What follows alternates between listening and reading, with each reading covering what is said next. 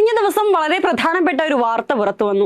എന്നാൽ നമ്മുടെ മുഖ്യധാരാ മാധ്യമങ്ങളൊന്നും ആ വാർത്ത കണ്ടിട്ടേയില്ല. കിഫ്ബി മസാല ബോണ്ടായി വാങ്ങിയ വായ്പ മുഴുവൻ അടച്ചു തീർത്തു. ഇതാണ് വാർത്ത. കേരളത്തിന്റെ ഭാവി വികസനാവശ്യങ്ങളെ കണ്ടെത്തി നടപ്പാക്കുന്ന ഒരു അസാധാരണ മാതൃകയാണ് കിഫ്ബി. കിഫ്ബി ഇല്ലായിരുന്നെങ്കിൽ കൺമുന്നിൽ ഇന്ന് നടക്കുന്ന എല്ലാ വികസനത്തിനും ഇനിയും 30 കൊല്ലമെങ്കിലും കാത്തിരിക്കേണ്ടി വന്നേനെ. പുതിയ ജനറേഷന്റെ സ്വപ്നങ്ങൾക്ക് നമ്മുടെ ഇന്നത്തെ പരിമിതി തടസ്സമായിക്കൂടാ എന്ന ദീർഘവീക്ഷണത്തിന്റെ ഫലമാണ് കിഫ്ബി. ഈ കിഫ്ബിയെ മോശമാക്കാനും അതിന്റെ പ്രവർത്തനങ്ങൾ തടസ്സപ്പെടുത്താനുമാണ് പ്രതിപക്ഷവും കേന്ദ്ര ഭരണം ഉപയോഗിച്ച് BJP നേതൃത്വവും എല്ലാ കാലത്തും ശ്രമിച്ചത്. കിഫ്ബി സമാഹരിക്കുന്ന പണം കേരളത്തെ വൻ കടക്കെണിയിലാക്കുമെന്നും കേരളത്തെ പോലൊരു സംസ്ഥാനത്തിന് ഇത് തിരിച്ചടയ്ക്കാനാവില്ലെന്നും ഭീതിപ്പെടുത്തുന്ന കഥകൾ സൃഷ്ടിച്ചു.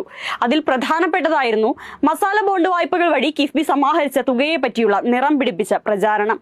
ഈ കള്ളപ്രചാരണങ്ങളെ ഏറ്റുപിടിച്ചാണ് മസാല ബോണ്ടുകൾ വിദേശ വിനിമയ ചട്ടം ലംഘിച്ചുവെന്നാരോപിച്ച് കേന്ദ്ര അന്വേഷണ ഏജൻസികൾ കേരളത്തിൽ രാഷ്ട്രീയ വേട്ടയ്ക്കെത്തിയത്. ആ മസാല ബോണ്ട് വായ്പയാണ് 5 പൈസ ബാക്കിയില്ലാതെ കേരളം അടച്ചു തീർത്തത്. അന്ന് EDയുടെ വരവും തോമസ് ഐസക്കിനുള്ള സമൻസുമെല്ലാം ആഘോഷമാക്കിയ മാധ്യമങ്ങൾ പക്ഷേ വായ്പ അടച്ചു തീർത്തതൊന്നും അറിഞ്ഞ മട്ടില്ല. അറിഞ്ഞാലും അവർ പറയുകയുമില്ല. അതിനാണല്ലോ അവർക്ക് കുപ്പിയും കോഴിക്കാലും മുടക്കം വരാതെ കിട്ടുന്നത്.